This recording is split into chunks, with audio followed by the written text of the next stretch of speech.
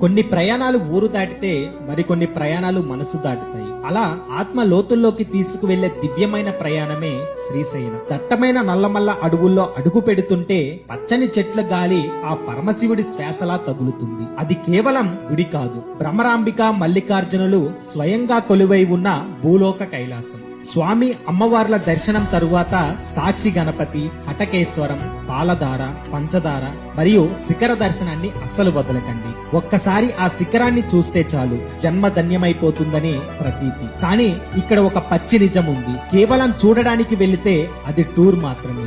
కానీ గుండె నిండా నిజమైన భక్తితో, నమ్మకంతో ఆ స్వామికి శిరస్సు వంచితే మీ జీవితం మీరు ఊహించని విధంగా అద్భుతంగా మారిపోతుంది. ఆ మల్లన్న సన్నిధిలో రాలే ఒక్క కన్నీటి చుక్కకి మీ తలరాతను మార్చే అంత శక్తి ఉంటుంది. ఆ శివుడు పిలుపు మీ దాకా వస్తే ఒక్క క్షణం కూడా ఆలస్యం చేయకండి. భక్తితో అడుగు ముందుకు వేయండి. మీ భవిష్యత్తును ఆ స్వామి తీర్చిదిద్దుతాడు. ఇంతకీ ఈ వీడియో చూసే వాళ్ళు ఎవరైనా శ్రీశైలం వెళ్లారా? వెళ్ళి ఉంటే మీ ఎక్స్పీరియన్స్ ని కామెంట్ లో చెప్పండి. మన అకౌంట్ ని